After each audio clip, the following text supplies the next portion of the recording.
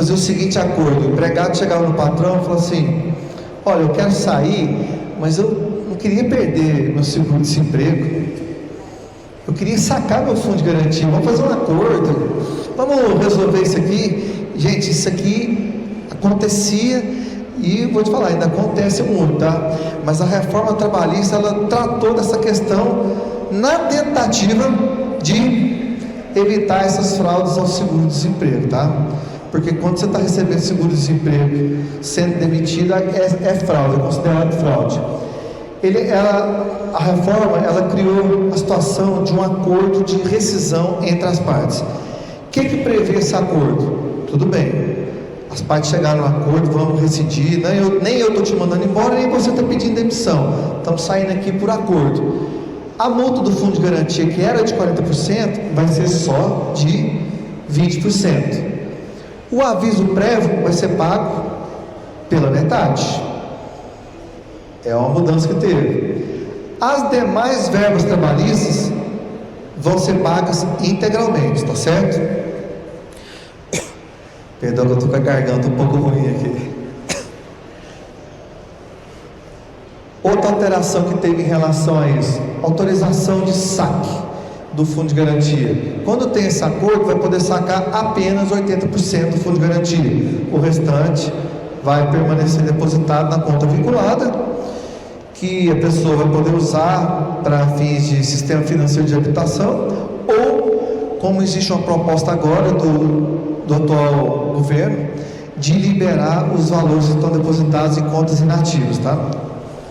E a principal, claro, né, já que a intenção não era fraudar o seguro-desemprego, não vai dar direito, quando fizer esse acordo, não vai dar direito ao benefício do seguro-desemprego. Vamos para outra alteração: trabalho em tempo parcial. Como que era antes da reforma? Havia uma limitação de 25 horas semanais para tempo parcial, era o máximo, e eram proibidas horas extras. O salário era proporcional para quem trabalhava na mesma função, era um regime opcional e exigia que fosse através de convenção coletiva. Na hora de pagar as férias, da mesma forma, você trabalha em tempo parcial, você trabalha só 15 horas por mês, por semana, você vai receber férias nessa proporção, tá? Então elas eram proporcionais de 8 a 18 dias, a depender da situação do tempo de trabalho. E não se podia vender um terço de férias, aquele vender os citados 10 dias. Isso era proibido. O que aconteceu com a reforma, com essa mudança que veio com a reforma? Houve uma flexibilização. Agora, o contrato para tempo parcial pode ser, elevou a quantidade de horas que pode ser o contrato parcial até 30 horas extras, mas continuam sendo proibidas as horas extras. E nos contratos de até 26 horas são permitidas até 6 horas extras, o que acaba burlando aquele contrato com 30 horas extras. Mas elas devem ser compensadas na semana seguinte e não podem ser quitadas na folha de pagamento. O salário continua sendo proporcional ao tempo trabalhado, de empregados da mesma função, mas possibilitou agora para quem trabalha, por exemplo, 20 horas por semana, tem direito a um mês de férias, tá? Os 30 dias. Logicamente, se o empregado teve mais de 5 faltas injustificadas, o tempo de férias dele vai ser menor. E também possibilitou a conversão. O que é a conversão? Pagar aqueles 10 dias de férias para quem trabalha em tempo parcial. Outra mudança importante que vinha sendo um pleito das empresas é a questão do teletrabalho, o que alguns chamam de home office, a pessoa trabalhar dentro de casa. Em que pese ele já existia antes da reforma, ele agora está legislado, ele está sendo tratado de forma legal. Qual que é a característica principal do home office ou do teletrabalho? Ele tem que ser, primeiro, óbvio, né, fora das dependências da empresa, de preferência dentro da casa da pessoa, e com a utilização de tecnologia. Não adianta que eles falem assim: olha, você vai trabalhar para mim em casa, mas você não vai utilizar uma tecnologia, você vai fazer trabalho de produção. Não, tem que ter alguma tecnologia que que o empregador possa conversar, inclusive ver a pessoa trabalhando lá, tá? Tem que ter uma tecnologia que permita isso aí. E não pode ser considerado um trabalho externo. Por exemplo, aquele motoqueiro que está fazendo vendas, que está andando, entregador o caminhoneiro, não tem como ele se enquadrar nessa questão do home office, porque o trabalho dele é externo, é diferente do home office. Quais são as exigências para esse home office? Tem que ser um contrato por escrito, não tem como ele ser tácito e nem ser um contrato verbal, e tem que indicar exatamente o trabalho que vai ser desenvolvido, a forma como ele vai ser fiscalizado. E outra coisa, o home office, que pesa algumas pessoas acreditarem que não, a pessoa pode sim ir na empresa eventualmente para fazer qualquer coisa, tá? Não é porque ela trabalha em casa, de vez em quando o patrão pode chamar e falar: olha, você vem aqui que nós precisamos fazer uma reunião, nós precisamos aqui para você apresentar um relatório disso. Pode ser feito dessa forma. E tem que ter a questão também da convenção, acordo coletivo autorizando.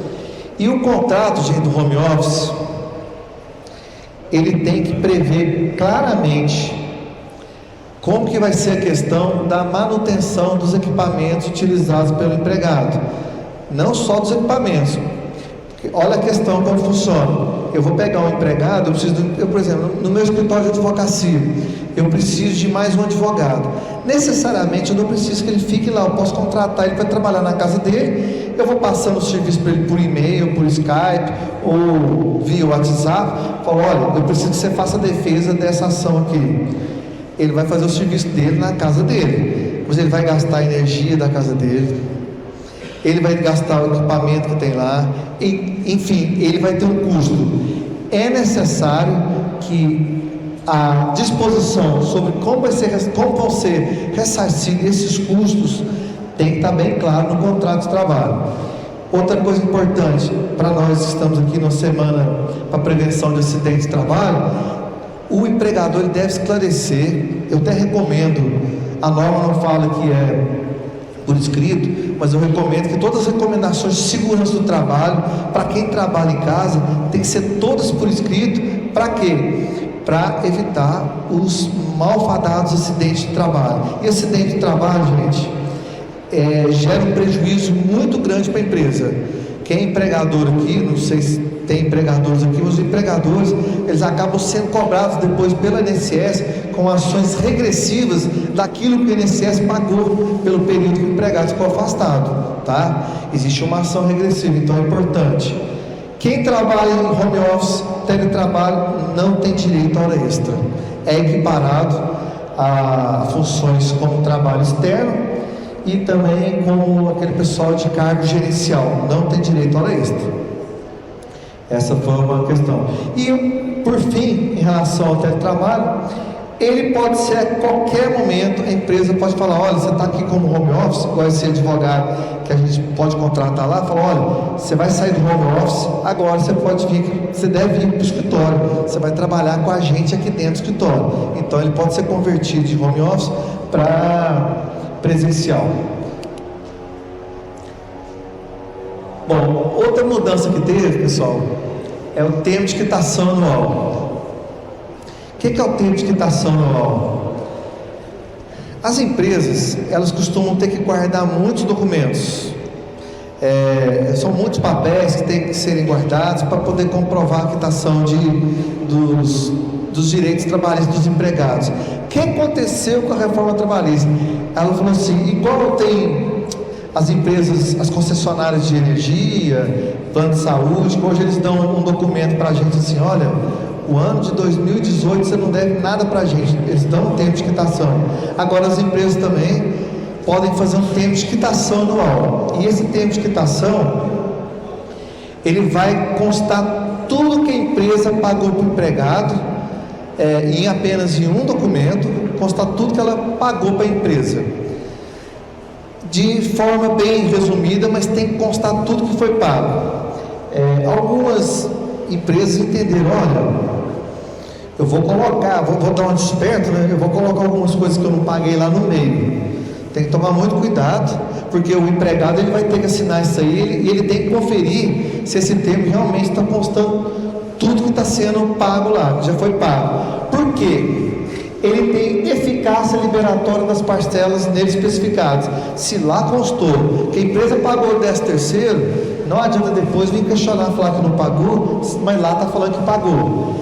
Em que pese esse termo liberatório, esse termo de quitação anual, ele não significa renúncia do empregado a qualquer direito trabalhista, tá? Ele pode ser, inclusive, discutido na Justiça do Trabalho.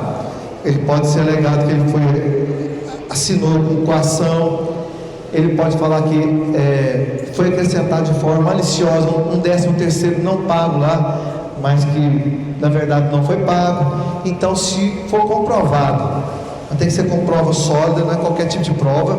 Se for comprovado que houve fraude na empresa, que ela constou naquele tempo de quitação anual um pagamento que não existiu, ele vai ser anulado. Importante, é obrigatório que o sindicato homologue essa quitação. Por isso que eu não vejo que isso aqui está sendo muito implementado. Eu ainda não estou vendo muita implementação dessa mudança da reforma trabalhista. Agora, é importante que venha lá constando, foi pago o salário de janeiro, fevereiro, março até dezembro, no valor de tal valor, foi pago hora extra do mês tal, constar o mês, tantas horas extras, tal valor, que se houver lá, por exemplo, para ficar claro, por que eu estou falando isso aí? Coloca lá no tempo de quitação anual, foram pagas todas as horas extras que o funcionário teve direito. Gente, isso não vai ser aceito, tá? Foram pagos todos os descansos semanais remunerados que ele trabalhou, não vai ser aceito também. Tem que constar claramente, foram pagos tantas horas extras de tal mês, prestadas em tal período, senão não vão ser aceitos. Por isso que tem que haver essa discriminação mensal do que está sendo pago. Gente, uma importante mudança que teve na reforma trabalhista, que atingiu principalmente a Justiça do Trabalho, é essa questão aqui da sucumbência, tá?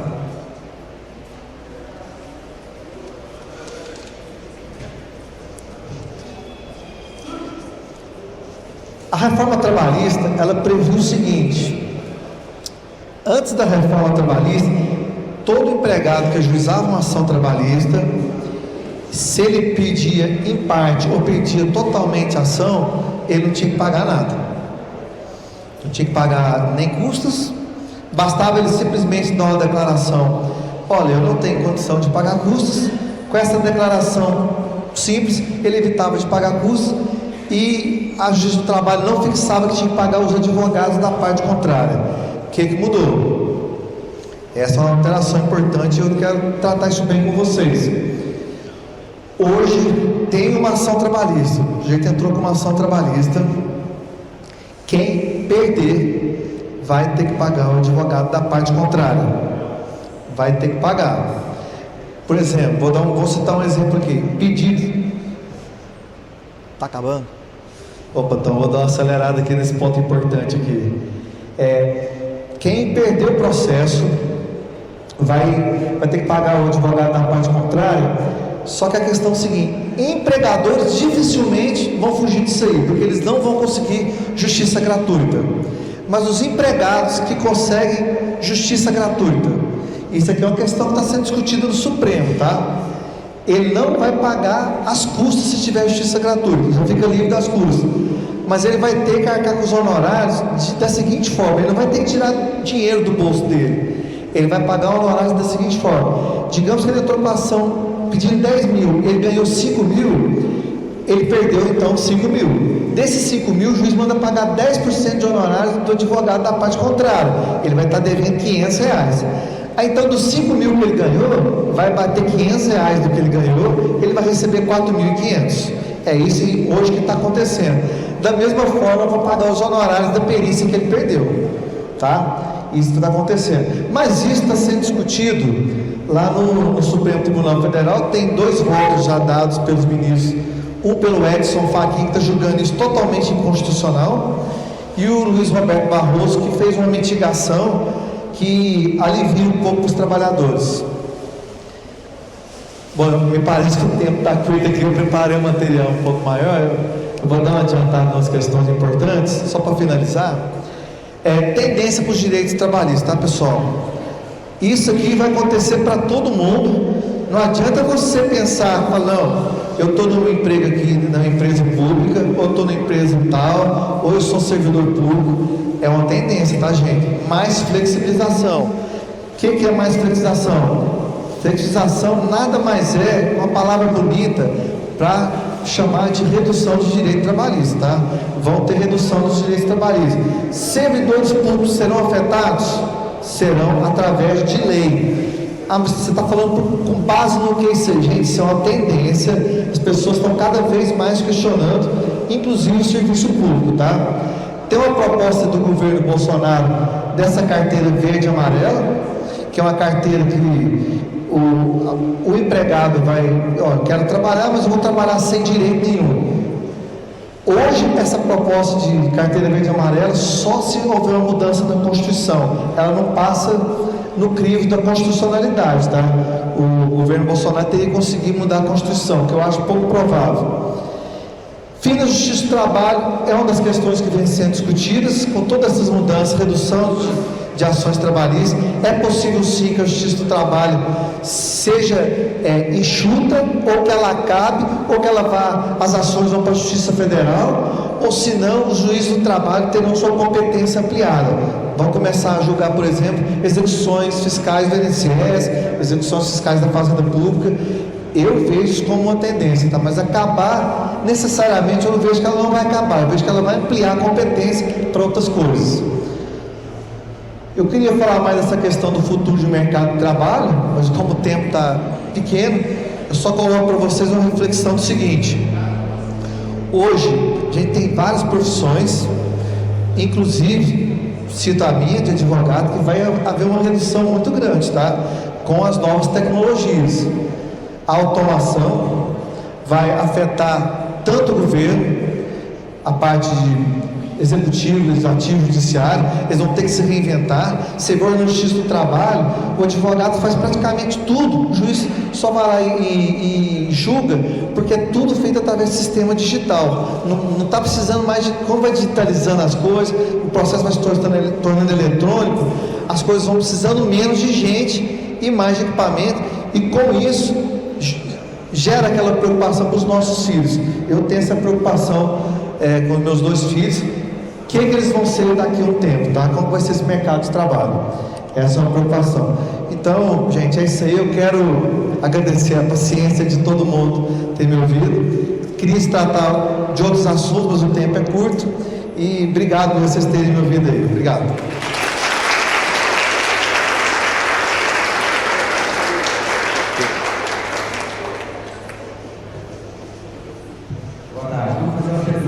Tá. Esperando a reforma, como é que está a questão da idade, que é serviço para se aposentar hoje, e o que muda? Olha, aí você já está entrando na questão da reforma da Previdência, né? Tá. A principal alteração que está tendo na reforma da Previdência é a mudança da questão vai acabar a proposta da reforma da Previdência, vai acabar com aquela aposentadoria por tempo de serviço ou aposentadoria por tempo de contribuição. Mas eu falo assim, mas está faltando 2 anos para eu me aposentar, e como é que eu vou fazer? Essas pessoas que estão próximas de se aposentar por tempo de contribuição vão entrar numa questão de adaptação, um período de adaptação. Logicamente, com um tempo menor para aposentar, mas vai acabar, tá, pessoal? O que vai acontecer ao longo do tempo? Ao longo do tempo, quem começou a trabalhar desde cedo, homem vai aposentar com 65 anos de idade, mulher 62. Essa é a proposta que ainda não foi aprovada. E não é só por idade. A proposta hoje exige um tempo mínimo de contribuição de pelo menos 20 anos. E quem não tiver os 20 anos, mesmo que atinja 65 anos de idade, mulher 62 anos, não vai aposentar. Vai ter que buscar alguma outra forma aí. O que vai acontecer com a maioria dos casos? Isso aí já está sendo discutido. O sujeito vai aposentar só com 65 anos de idade, e em alguns casos até com 49 anos de trabalho, tá? É alguma das situações. É justo? Não é justo? Não sei, não quero entrar nesse mérito. E esse é o caso, assim, eu estou falando o caso mais escandaloso da coisa. Lógico que nem todo mundo vai entrar nessa situação, mas a principal alteração da reforma é essa em relação à idade e o tempo de serviço, tá? Mais alguma pergunta?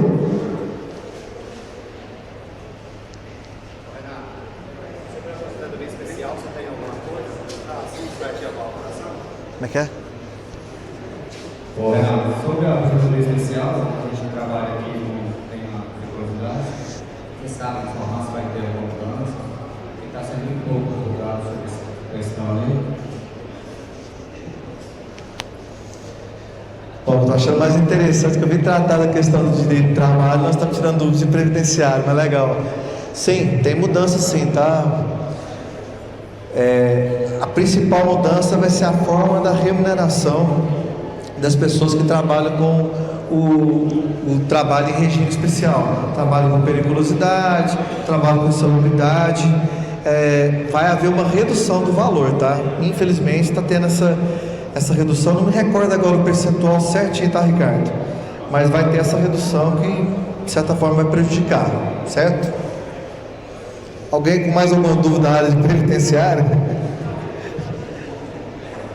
Ou trabalhista também, tá, gente? Qualquer coisa também, a gente estamos aqui para tirar essas dúvidas.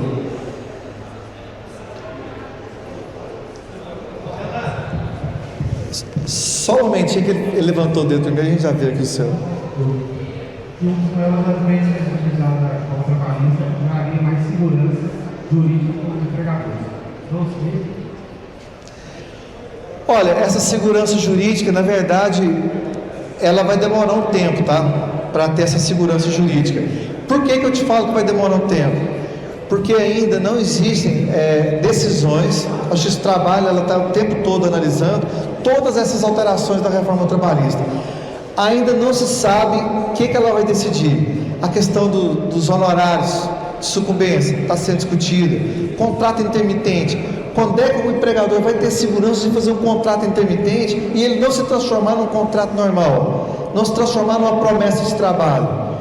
Então, isso é difícil ainda ter essa segurança, tá? Porque ela foi feita muito rápido, ela foi aprovada pelo Congresso Nacional em 4 meses e pouco ela foi aprovada, não houve tempo de ser discutido isso aí. O que vai acontecer? Ela vai precisar de no mínimo 5 anos. Justiça do Trabalho decidindo aquilo, eu falo, não, agora está certo, o entendimento é esse. Em que pese a reforma trabalhista ter proibido o judiciário de apresentar sumular alguns assuntos, tá? Mas mesmo assim, a segurança só vai ter depois do tempo.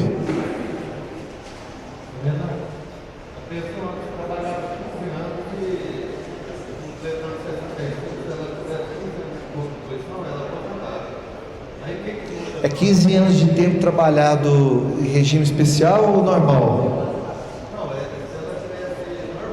Normal.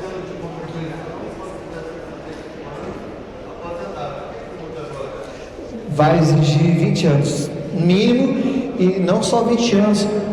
Se tiver os 20 anos, o valor da aposentadoria vai ser menor. Quanto mais tempo de trabalho ela tiver, maior será